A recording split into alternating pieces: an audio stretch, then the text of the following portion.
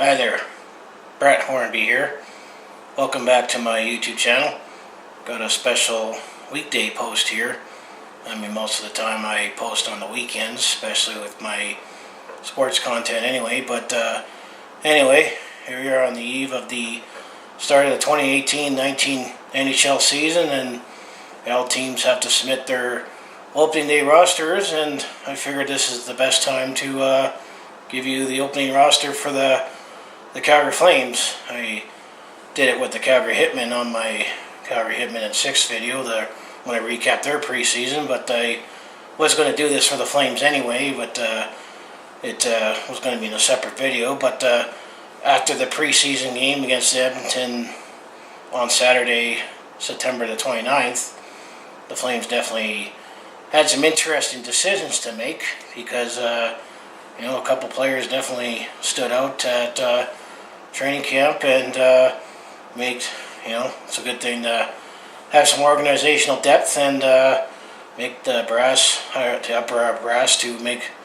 some tough decisions here. But basically, after the preseason game, the first move that they made was they put Curtis Lazar, Brett Kulak, and Anthony Peluso on waivers to see if anybody took them.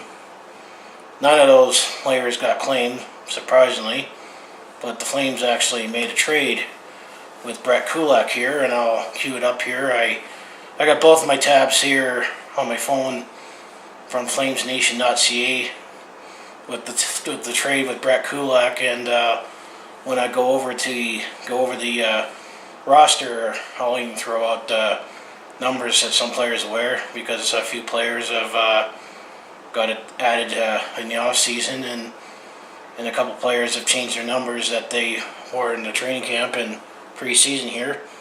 First with the trade here, the Calgary Flames traded defenseman Brett Kulak to the Montreal Canadiens. In exchange, we got two defensemen, Matt Taormina, if I say his name right, and Rinat Valiev, which pretty much this trade is going to help the Heat. And right away, actually, when the Montreal Canadiens acquired Brett Kulak, they sent him down to their farm team, Laval Rocket here. But I'm going to say, he was the sixth defenseman. He was a solid bottom pair defenseman for the Flames here, but there was definitely some interesting stories here about, especially with the arbitration, and when I get into the roster here, he definitely became expendable with the performance of a couple guys, and we also have a few other players that are also knocking on the door. I mean, you got the opening day roster that you have to submit with the league the day before, but then you got first call-ups and that, and the Flames definitely have a lot of that. But all I'm going to say is Kulak, he played 71 games with the Flames last year, and he only averaged just under 13 minutes a game.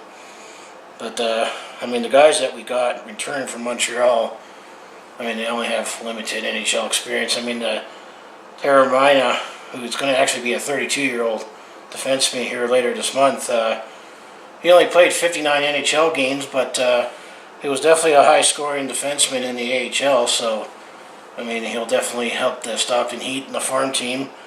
And the Valiev, he's probably the equivalent of the younger defenseman coming year. He was picked by the Toronto Maple Leafs in 2014, and he joined the Montreal Canadiens in the Canucks trade, and he's only played 12 games. So both these guys are basically depth defensemen, going to play with the Heat here. And actually, speaking of drafting Taormina, for the record, he was not drafted by in the NHL. He was an unsigned free agent, just like our captain Mark Giordano, for example. So basically, first this was get rid of some depth, and he was expendable based on what happened in training camp here. So that's that for Brett Kulak. And then the other guys that they sent down in the farm here, the one guy that they sent down was John Gillies, one of the goalies, and He was easier. It was easier to send him down because not because David Rittich played better in the preseason, but he had a clause in his contract that allowed him to send him down to Stockville, having to go on waivers. And the other notables that got sent down on the very, very last cuts are guys like Rasmus Andersson, who definitely, he's knocking on the door, and he'll definitely be a first call up if there's any injuries in that. And same with Andrew Mangiapane. I mean, he played a dozen games with the Flames last year, and eventually he had to shut it down with shoulder surgery, and he's knocking on the door too to come in as a bottom, six forward here. So, you only can carry 23 players on the opening day here. So let's now get into the opening day here. So to summarize here, I'm also reading this on FlamesNation.ca. You got 23 players, 2 goalies, 7 defensemen, and 14 forwards. And the cap hit that this roster contains altogether is $77.7 million. That does include the buyout from Lance Boma, who still has $1 million on this year because the Flames bought him out in the end of the 16-17 season, and then this season and the next 3 seasons afterwards for 4 seasons. Troy Bauer's $1.5 million cap hit will be on the books.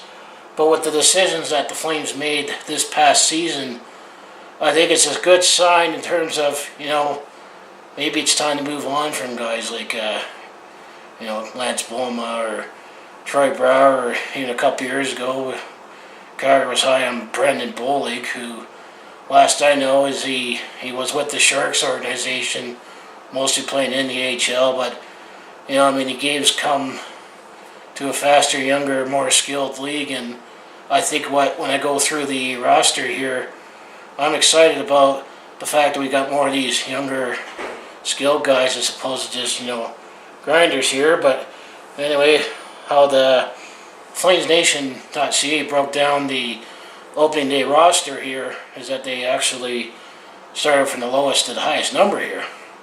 So the first guy on the roster is your captain, number 5, Mark Giordano. There was no doubt he was going to be on the opening day roster. He's been the captain. He's played over, 755 games, all with these guys, and he's still, he definitely had a strong preseason in scoring, and, he's definitely our top pair defenseman here. The next guy who I'm going to say is definitely going to be an extra defenseman that, might slot him in if you need more muscle here is number 6, Dalton Prout, who that's the Flames acquired in the Eddie Lack trade when we traded Eddie Lack to the New Jersey Devils just after New Year's. But Dalton Prout, he actually has 242 NHL games experience with the Columbus Blue Jackets and the New Jersey Devils here, so he's just he's an extra defenseman. I'm not going to expect him to be playing as much. He's kind of like, Matt Barkowski last year, just an extra experienced defenseman that you can put him in, if you need to add some extra muscle or physical presence here. And then the next defenseman is number 7, TJ Brodie, who got slotted back on the top pair with Mark Giordano after we traded away Dougie Hamilton, and I think TJ Brodie is looking fine back with his old partner here. He's played, all 491 games with the Flames up to this point. So as we continue moving down, here's number 8. He wore number 42 during preseason. Juuso Valimaki. He makes the opening day roster, and deservedly so. He was Calgary's first-round pick in 2017, 16th overall, and he played his junior hockey with the Tri-City Americans in the WHL, which, if anyone's curious, they're based out of Kennewick, Washington. So the Calgary Hitmen do play the Tri-City Americans, but Juuso Valimaki, and some pundits said in the offseason, when they predict the opening day roster, actually had him on there, and some compare him We know when you drafted him, back in 2017, just this past year, some compare him to another Mark Giordano type. So congratulations to Juuso Valimaki. You're on the team, and you got getting a single-digit numbers of defensemen might actually be another good sign that you maybe will stay for a little while instead of having you wore number 42 at camp, but some defensemen they wear like 82 or 80 whatever, or some 70 number, but so yeah, congratulations to him. And then this guy, number 10, Derek Ryan, he's the guy that we signed at July 1st. He's definitely the utility forward that fits in well on the right side and the bottom, two lines. He can also play center. He played with Bill Peters in Carolina, and he's also played with Bill Peters when he played with the Spokane Chiefs in the WHL, so he's definitely familiar with Bill throughout his whole hockey career. With what I've seen out of Derek Ryan, he definitely fills a need for the Flames to get some more support on the bottom six. So what Brad Trelevin said on Flames TV numerous times, we relied too much on too few. So he's one of the free agent signs. So number 10 in your program is Derek Ryan. The next guy, no doubt he was going to be on the team. He's number 11, Mikael Backlund, the Flames' first-round pick back in 2007, and I was counting this guy to be a defensive forward here. A couple years ago, debatably, should have been the finalist for the Selke Trophy for the best defensive forward. He's played all 543 games with these guys, the Calgary Flames, and keep in mind now that we're talking salary cap, his new contract comes into play now, so he's now carrying a $5.35 million cap hit, but it's definitely worthy to still lock him up to have one of the top defensive forwards in the league. So next is number 13, Johnny Gaudreau. This guy definitely has accomplished a much in a short time, and he was drafted 104th overall in 2011. You gotta wonder, why did he slip so far down from Boston College? But Johnny Hockey's some pundits might have him picking up to be, maybe he'll get close to scoring 100 points here. But he's definitely, or going to be another guy that's going to count on maybe score 40 goals here. We'll see how he does. And he actually won the Lady Byng Trophy in the 16-17 season. So he's already got some hardware, some all-star games, and exciting to watch. The next guy, number 18, James Neal.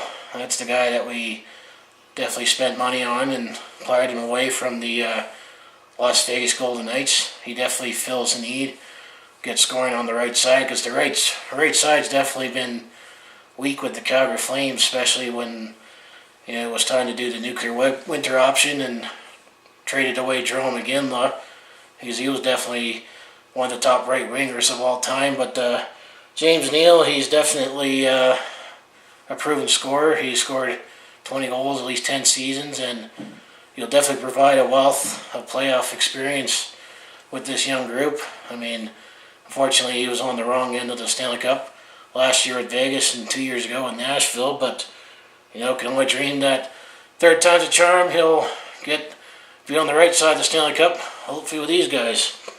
So the next guy, number 19, Matthew Tkachuk, entering his third season with the Calgary Flames, and he's definitely he fills a need too that Calgary lacked for many years, as a guy who can score and be a pest, someone that you absolutely hate the face and likes to stir the pot.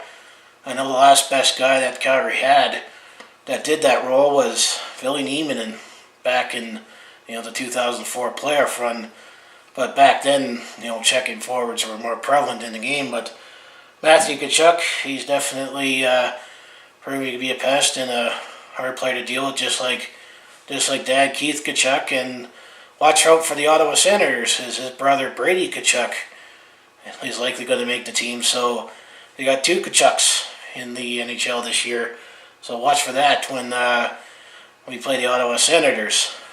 Speaking of the Ottawa Senators, number 20, Curtis Lazar, which I know we put him on waivers here, but the only knock we have on Curtis Lazar is that he's a speed energy guy, but never seems to fill the net, and he was a first-round pick in 2013, 17th overall from the Ottawa Senators. That fortunately we traded away a second-round pick to get him a couple years ago, and they wanted to protect him in the expansion draft for Vegas. And all I can say to Curtis Lazar, I'm expecting him to be an extra forward at this stage with, or maybe even spend some time in Stockton, because he's definitely being squeezed out with depth, with all the signings that we made in the off season, plus younger guys that are coming up and knocking on the door. But he could still maybe provide energy for certain games. The next guy, number 21, Garnet Hathaway, who once again I'm going to say he's another energy checking forward. He's dedicated, definitely as a checking forward, but he's only good for the fourth line on the right side, and actually he just needs to play one more game to get 100 in the NHL and all with the Calgary Flames. But Garnet Hathaway, I mean, just what you see is what you get from him. I'm going to probably slot him as an extra forward with Curtis Lazar as well. So number 23 is Sean Monahan, another guy that no doubt he was going to make the team, and I'm going to say Sean Monahan, I'm going to say he's the future captain of the Calgary Flames, because last season he managed to score 31 goals and still had 4 surgeries, which is still unheard of. I'm still trying to wrap my head around that. He needed 4 surgeries to especially fix his wrist shot, or his wrists. I mean he has a great wrist shot, but I expect it to be fresher and crisper than ever this season, and maybe pot 40 goals. But on the internet he's called boring Sean Monahan. Well, maybe he's boring to the media, or boring on Twitter, or whatever his Twitter handle, or some. Not too sure if that's exactly his account, but he's exciting to watch when he puts the puck in the net. So the next guy is number 24, Travis Hamonic, who's definitely, I think, he's definitely been great in the community, for fans and, for his charities, but he's definitely a solid 3-4 defenseman, and he's definitely still slotted there. We definitely paid a high price to get him from the New York Islanders, and unfortunately, when not making the playoffs last year, made the price a little higher to give up those picks. But I think Travis Hamonic is going to be in for a rebound season. Now that it's his second season with the Calgary Flames, so I expect him to continue being great overall. On the second power play in the community, and be that shutdown defenseman that we still hope to get when we acquired him at the draft 2017. He's got 518 NHL games to his resume, so he's definitely got some experience on the odometer, and he's 28, and still has a couple years left on his contract at a reasonable cap hit at $3.9 million. So the next defenseman is Michael Stone, number 26. He's, still a serviceable defenseman. He's number 5, and definitely could be the perfect mentor for Juuso Valimaki on how to be, a pro, and how to feel the grind, especially when we get to the dog days of the season. He makes $3.5 million a season, which might be a little high, but he fulfilled a role, and was definitely great for the Flames, when we acquired him a couple of years ago, and that's how we got into the playoffs. And another thing with Calgary fans are familiar with is that he used to be the captain with the Calgary Hitmen.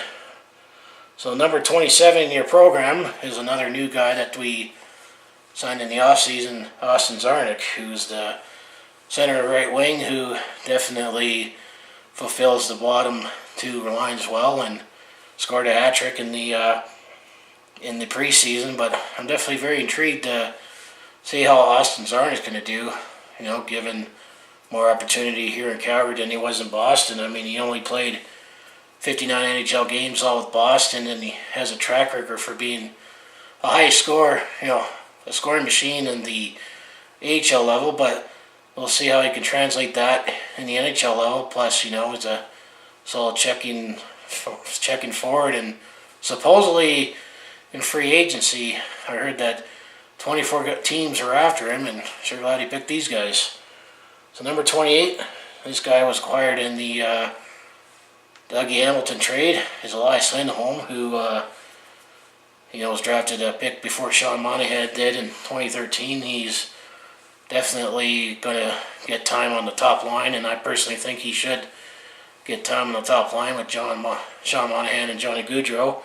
He wore number 28 when he's in Carolina, and once again, he's familiar with Bill Peters from his Carolina days, but he looked great on the top line, and he definitely fulfills the need to spread out and get some more offense for the Flames. And what we saw in the preseason is that we can definitely score some goals if we need to, but hopefully we can keep some pucks out of the net too.